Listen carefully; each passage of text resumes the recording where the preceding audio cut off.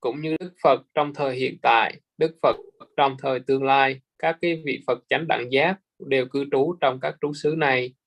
Các Đức Phật độc giác cũng cư trú trong 10 trú xứ này, và các cái bậc thánh trong 8 loại bậc thánh cũng cư trú trong các trú xứ này. Since this is the dwellings of the Aryas, the noble ones, so this Arya-vasa is the dwelling which is free from danger. No danger is there. Danger of the kilesas and danger of the falling to the lower existence. If we are dwelling in these Arya-vasas at the present moment, then we will remain free from the kilesas, those kilesas which are most dangerous in our life, because kilesas are the main cause of the all kind of suffering that we are facing, confronting.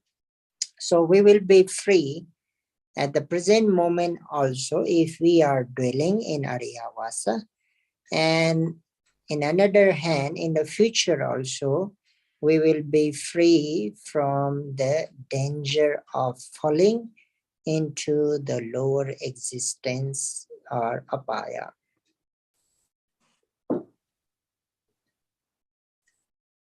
Thì 10 cái trú xứ này được gọi là các cái trú xứ của các bậc thánh. Bởi vì các cái trú xứ này, khi mà một người cư trú thì người đó sẽ tự do thoát khỏi các cái nguy hiểm. Các cái nguy hiểm đến từ phiền não và các nguy hiểm về cái khả năng bị rơi vào các khổ cảnh.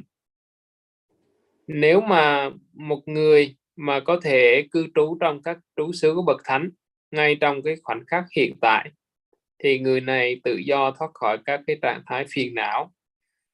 Và phiền não chính là một cái nguyên nhân cho tất cả các cái trạng thái đau khổ mà chúng ta đối diện trong cuộc đời.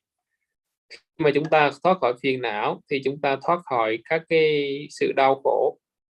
Và hơn thế nữa thì khi mà tâm không có phiền não thì chúng ta không có cái khả năng bị rơi vào các cái cảnh giới đau khổ, như là các cảnh giới thấp kém như là địa ngục, súc sanh, ngạ quỷ.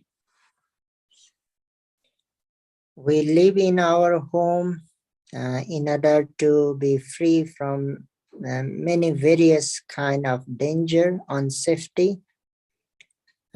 Similarly, Aryas, the noble ones, dwell in the dwellings of the Aryas in order to be free from the danger or unsafety. Thì chúng ta xây nhà và sống trong những cái căn nhà để với mục đích tránh xa các cái sự nguy hiểm. Thì cũng vậy, khi mà chúng ta cư trú trong các trú xứ của bậc thánh thì chúng ta cũng tránh xa được nhiều cái nguy hiểm. So last time also we talked about, so these 10 Arya-vasas are the dwellings of the noble ones.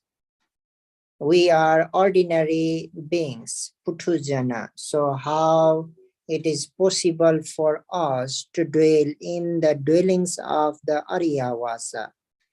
This is the question, and we explained, we talked that, and we had an example, like in nowadays also there are the apartments, there are the hotels, there are the resorts which are not belongs to us. But if we pay the amount to be paid, so we can dwell, we can live in those hotels, we can live in those apartments, we can live in those resorts. When we pay the payment that must be paid.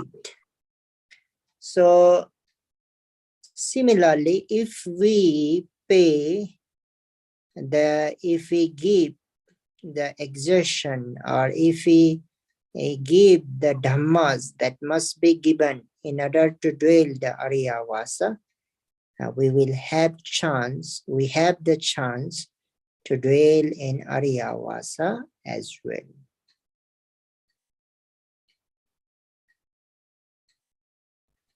Thì ở đây có 10 cái trú xứ được gọi là các cái trú xứ, các cái nơi ở của các bậc thánh nhân.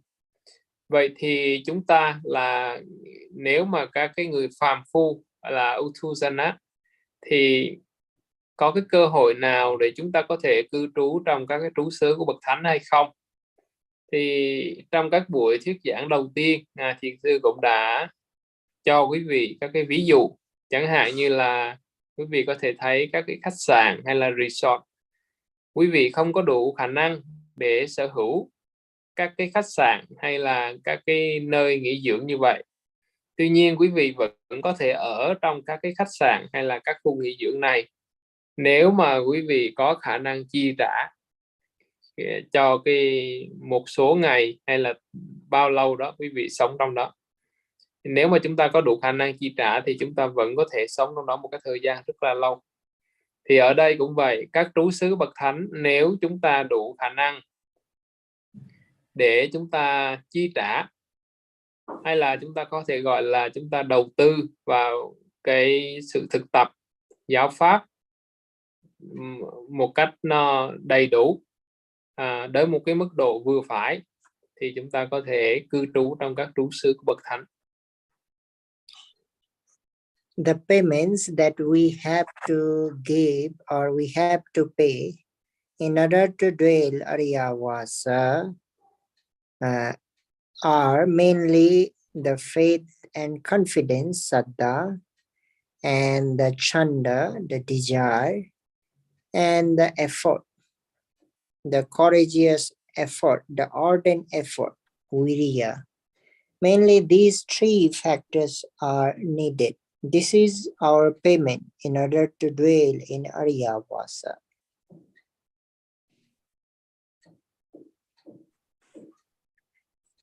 Và cái sự chi trả ở đây là gì? Cái sự chi trả ở đây là gì để mà chúng ta có thể cư trú trong các trú xứ của bậc thánh? Thì thứ nhất đó là saddha, là đức tin và sự tự tin. Thứ hai đó là chanda, là cái mong muốn hay là cái ước muốn có được những cái lợi ích. Và thứ ba là cái trạng thái nỗ lực. Thì khi mà có ba yếu tố này thì chúng ta có thể chi trả để cư trú trong các trú xứ của bậc thánh. First, we have to have the faith and confidence that being endowed with these Ariya Vasas, the feature of the Ariya Vasas, we can also dwell in the dwellings of the noble ones, and by dwelling in this Ariya Vasa, we can be free from the danger, we can remain safety, not only for this life, but for the coming lives also, or for the future existences also, or in order to attain the Nibbana also. These Ariya Vasas are the dwellings where we can remain safe and we can walk on the path of the Nibbana. That kind of belief, the faith and confidence is needed. Then after, the desire is needed to dwell in Ariya Vasa. The great desire, not the ordinary desire, the great desire is needed. And then after, the attempt, the effort, the ardent effort is needed, and the strive in order to dwell in Ariya Vasa, or in order to fulfill the features or the factors that we need in order to dwell Ariya Vasa, to fulfill, to accomplish the attempt, the strive is needed. If we pay these three main factors or the features, then of course we can dwell in Ariyavasa. Thì trong ba cái yếu tố này thì Ngài nhắc lại, thứ nhất đó là cái đức tin và sự tự tin. Thì đức tin cần phải được thiết lập là về 10 cái lợi ích, cái sự lợi ích của 10 trú xứ của Bậc Thánh. Chúng ta cần có một cái đức tin là khi mà mình hoàn thiện được 10 cái trú xứ của Bậc Thánh này thì mình chắc chắn sẽ được hạnh phúc, mình chắc chắn sẽ được tự do khỏi các cái phiền não. Và những cái lợi lạc đem lại nó không chỉ trong cái kiếp sống này mà thôi, mà nó còn có trong nhiều cái kiếp sau nữa. Và nó có thể đem lại cái lợi ích đó là chúng ta có thể nhập vào trạng thái là niết bàn, hoàn toàn bình an khỏi các cái kiếp sống trong vòng luân hồi. Hay là chúng ta có thể thuận lợi đi trên cái con đường đi đến niết bàn. Thì đức tin và cái sự tự tin vào bản thân là một cái điều rất là quan trọng, cần phải có để chúng ta có thể tư trú trong các trú xứ của Bậc Thánh. Sau khi mà có được đức tin và sự tự tin vào bản thân mình rồi thì cần có một cái ước muốn mãnh liệt. Thì ước muốn mãnh liệt chứ không phải là một cái ước muốn bình thường. Ước muốn mãnh liệt là mình sẽ có được, mình sẽ gặt hái được các cái lợi ích khi mà có được 10 cái trú xứ của Bậc Thánh này. Và tiếp theo sau khi mà sanh khởi cái ước muốn mãnh liệt thì cần có một cái nỗ lực phi thường là để mà có thể hoàn thiện được các cái điều kiện để có thể cư trú trong các trú xứ của Bậc Thánh. Các điều kiện ở đây có thể nhắc đến đó là 10 cái yếu tố như đã được nhắc ở trên. And having these three mental factors, faith and confidence, desire and energy, what we need to do is we have to try to be mindful.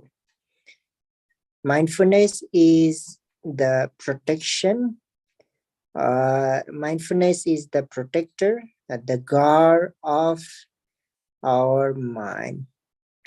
And we have already talked quite a lot about the one protection. And the third Ariyavasa, to be endowed with the one protection, is in fact the major feature of the Ariyavasa, the principal, or we can say the chief feature of all the 10 Ariyavasas. It means if we have the one protection, mindfulness, then automatically we can fulfill the other Ariyavasa, or we can accomplish the remaining 9, the Ariyavasa. So that is why the mindfulness, being mindful, is the leading or measure or the chief feature. So that's why mainly we have to work out with this Ariyavasa.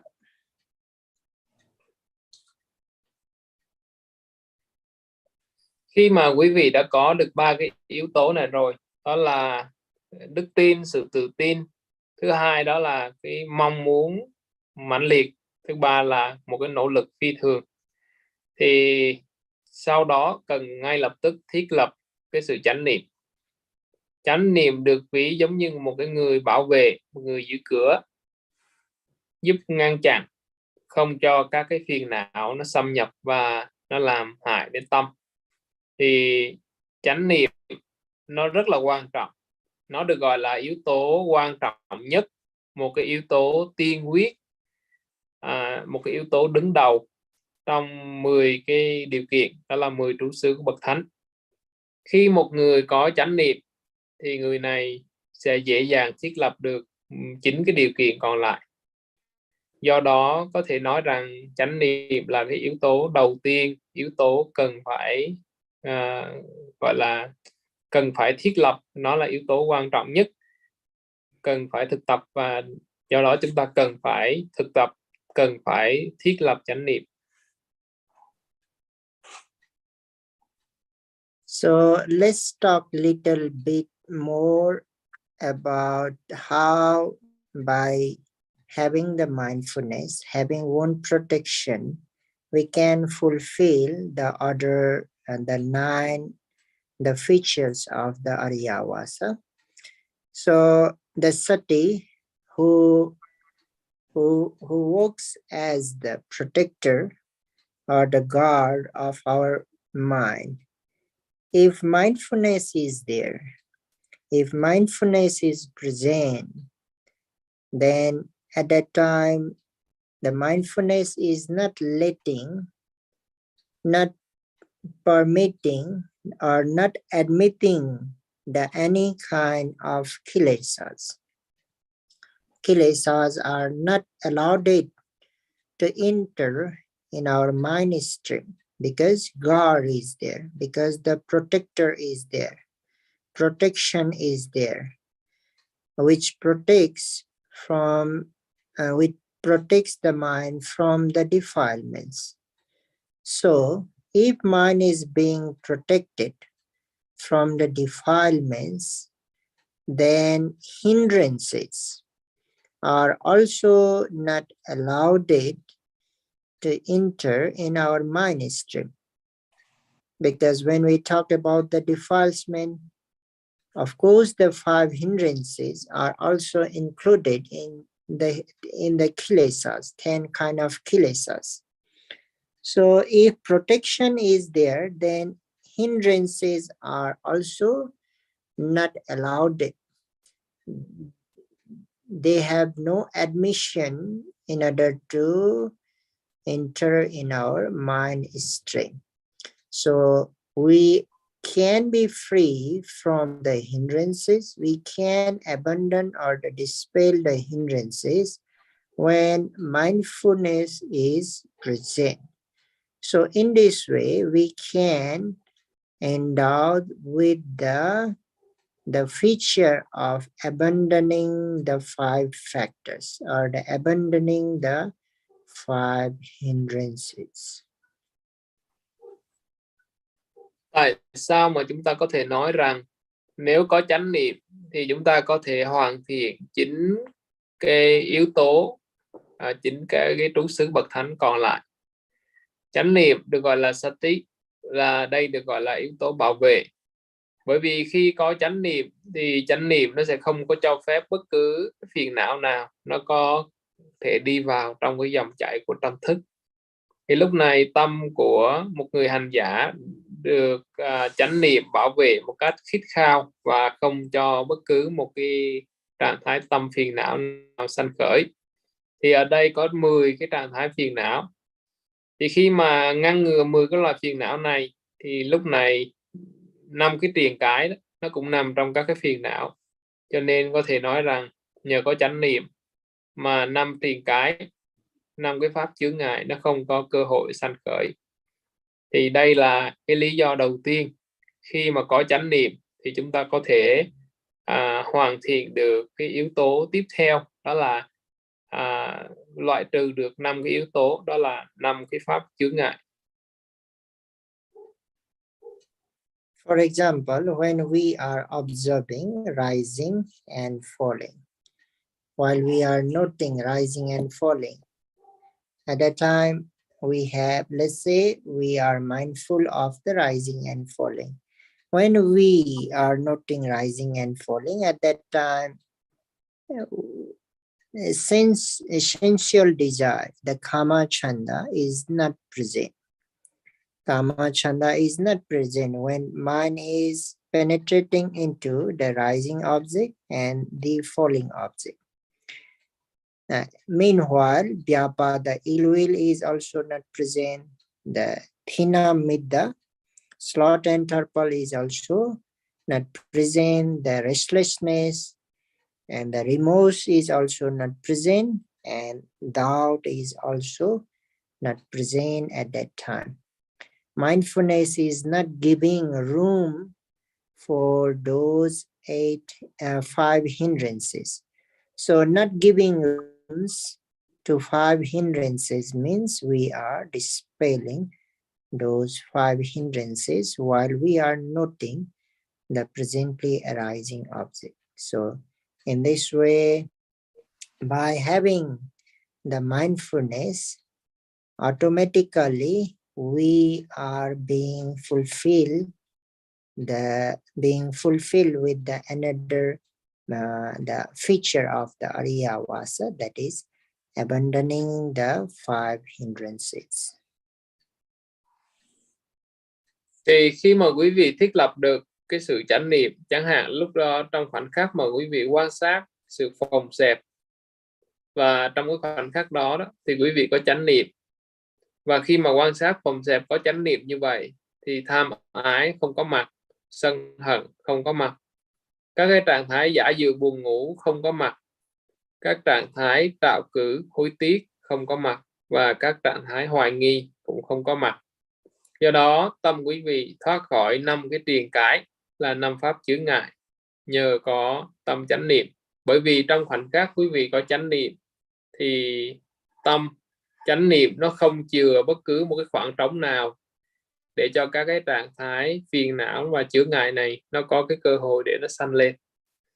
Do đó chúng ta nói rằng chánh niệm sati là một cái yếu tố bảo vệ, nó không có chừa bất cứ một cái khoảng trống nào trong cái dòng chảy tâm thức để cho các cái trạng thái phiền não nó có cái cơ hội để sanh khởi lên. Do đó khi mà chúng ta có cái yếu tố bảo vệ là chánh niệm thì đồng thời chúng ta cũng loại trừ được 5 cái yếu tố khác, đó là 5 cái pháp triền cái.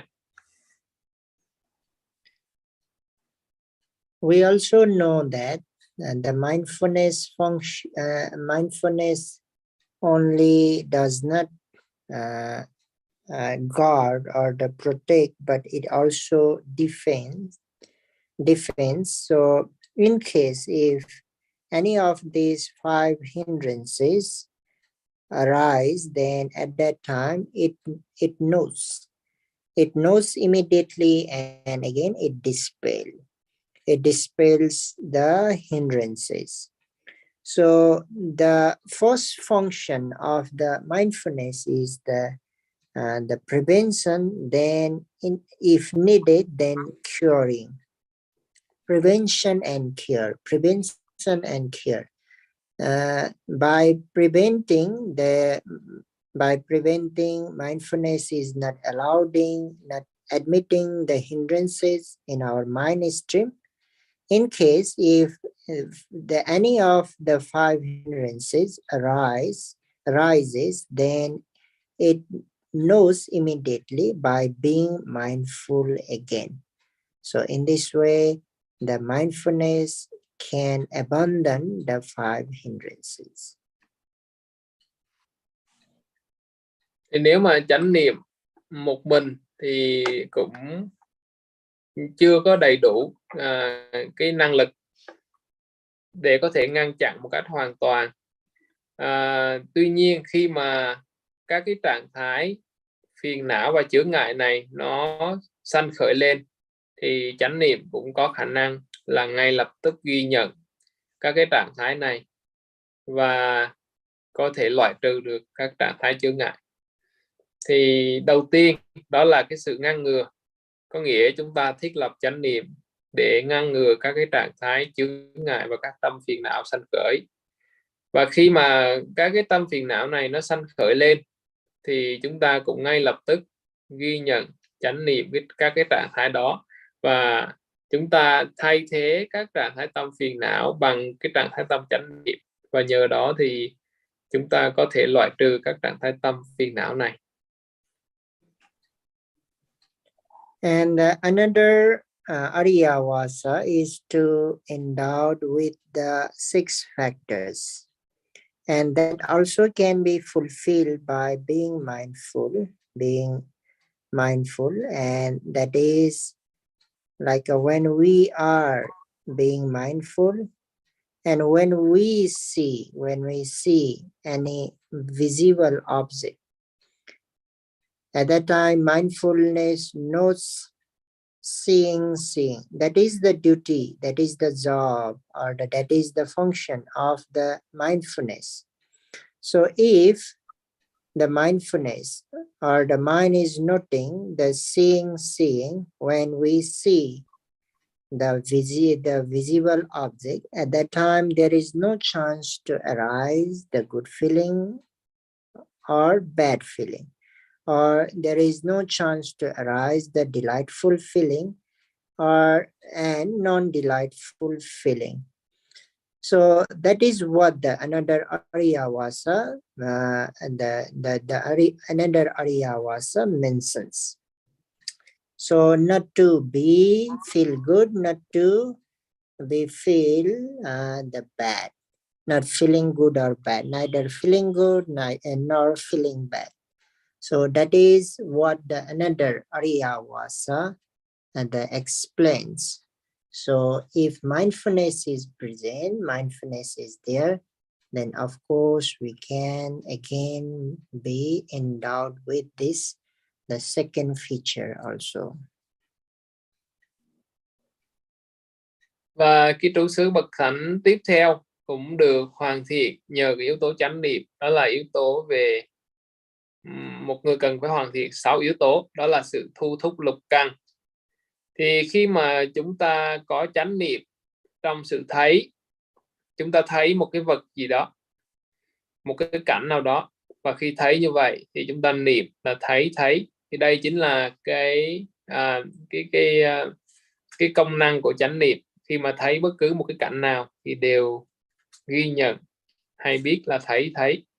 Thì khi mà có chánh niệm về sự thấy như vậy thì sẽ không có khởi lên cái sự hạnh phúc, cũng không có khởi lên cái sự đau khổ.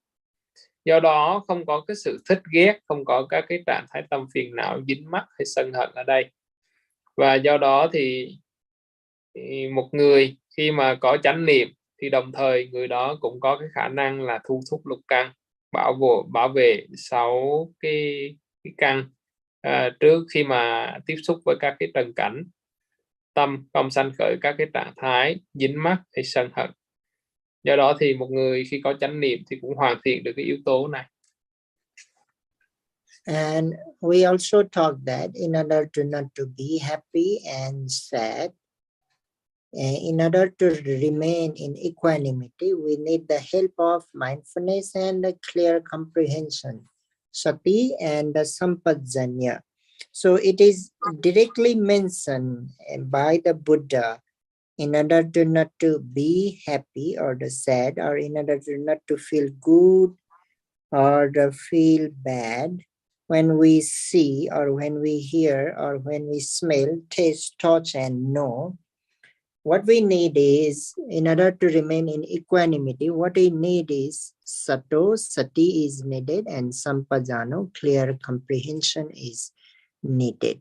So it is obvious that with the help of sati mindfulness, we can develop this another Ariyavasa, and that is to be endowed with the 6 factors.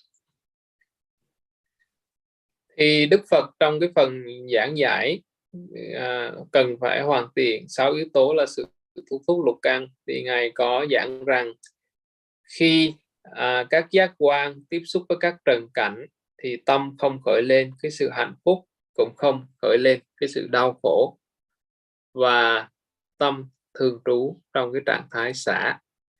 Thì để mà sanh khởi cái trạng thái xả khi mà 6 căn tiếp xúc với 6 trần thì chúng ta cần 2 cái yếu tố, đó là sati và sampajano, tức là chánh niệm và sự tỉnh giác cùng với cái sự suy xét có trí tuệ. Và ở đây là có cái trạng thái chánh niệm.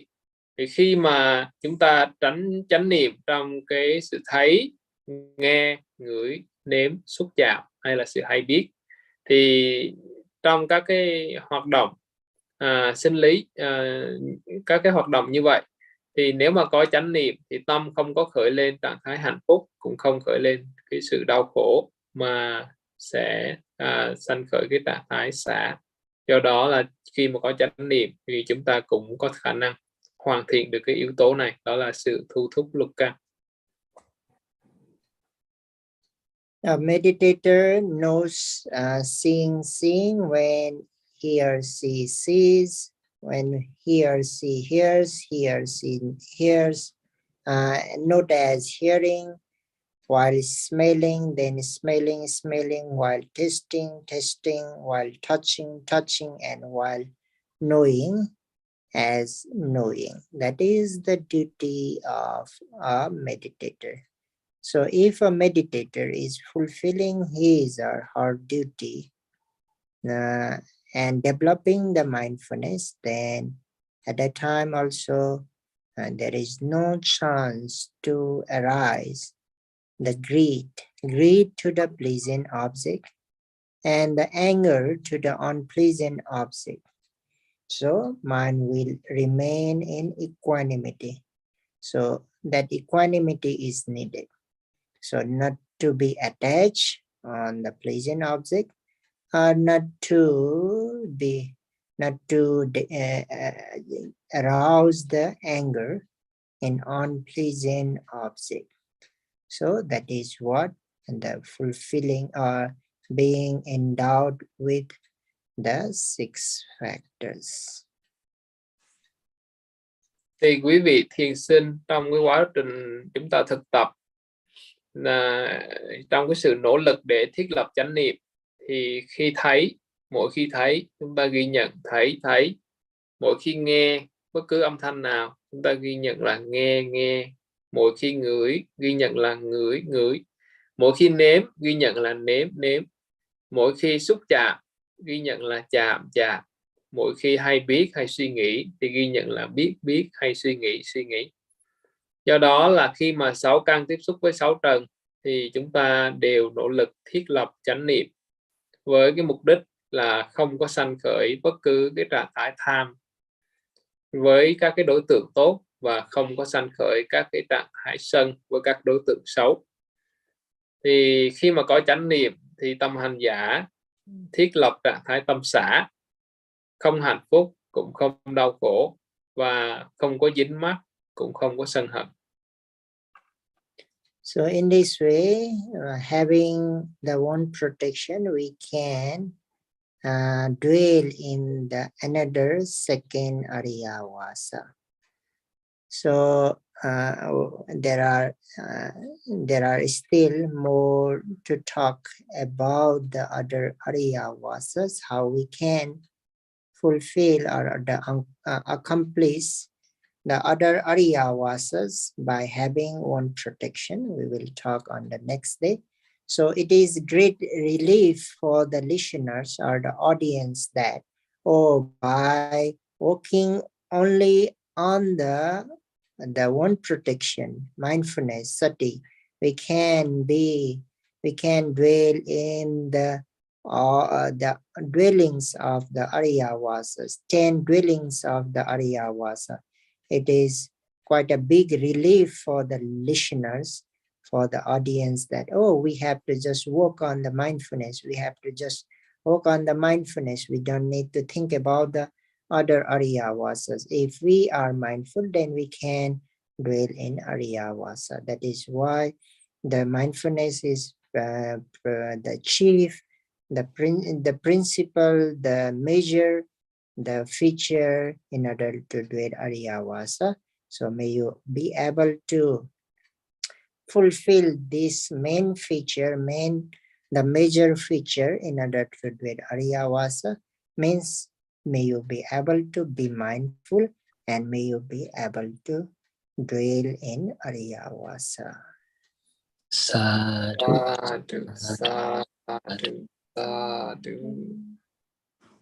Thì hôm nay Ngài Thiền Sư đã giảng dạy cho quý vị hiểu rõ về cái yếu tố bảo vệ, đó là sati, chánh niệm.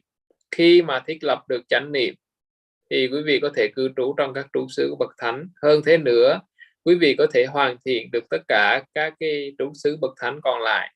Thì trong khuôn khổ thời gian buổi giảng ngày hôm nay, Ngài Thiền Sư chỉ đủ thời gian để giảng cho quý vị hiểu rõ là yếu tố chánh niệm có thể giúp cho quý vị hoàn thiện được 2 cái trú xứ Bậc Thánh tiếp theo. Và chánh niệm nó có thể giúp cho quý vị hoàn thiện các yếu tố là các trú xứ bậc thánh khác, và Ngài sẽ tiếp tục giảng trong buổi giảng ngày hôm sau. Trong buổi giảng ngày hôm nay, Ngài mong quý vị có thể hiểu và có thể cảm thấy là yên tâm và thoải mái về cái việc đó là mình chỉ cần làm một việc duy nhất, đó là thiết lập cho được chánh niệm. Thì chỉ cần có chánh niệm thì mình có thể hoàn thiện được tất cả các cái trú xứ bậc thánh còn lại, và mình có thể cư trú trong các trú xứ của bậc thánh. Thì đó là lý do vì sao gọi chánh niệm là yếu tố quan trọng nhất, là yếu tố tiên quyết và yếu tố cần thiết, quan trọng, cần phải thiết lập trong cái quá trình mà chúng ta tu tập và muốn cư trú trong các trú xứ bậc thánh. Thì Ngài cầu mong cho tất cả quý vị có thể thiết lập, có thể phát triển được chánh niệm, và nhờ cái sự tu tập và phát triển chánh niệm, Ngài cầu chúc tất cả quý vị có thể cư trú trong các trú xứ của bậc thánh.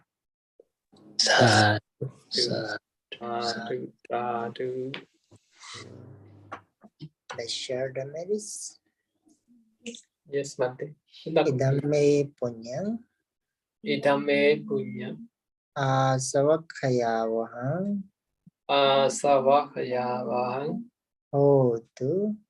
Hotu. Idame punyam. Idame punyam. Nibbanasa. Nibbanasa. Pachayo. Pachayo. Hotu. Hotu. Imano. Imano. Punya bhagang. Punya bhagang.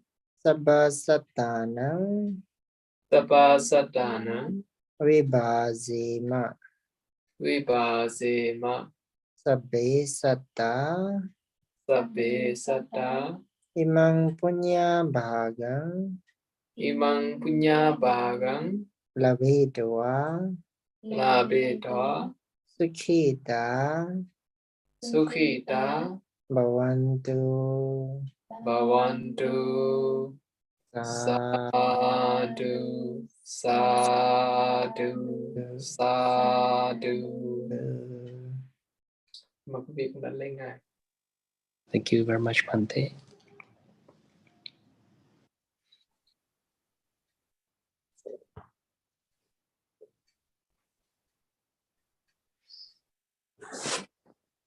Thank you, Bante. Sadhu, sadhu, sadhu. Lots of sadhu for all of you. Okay, be always happy. Sadhu, Okay, sadhu. see you tomorrow.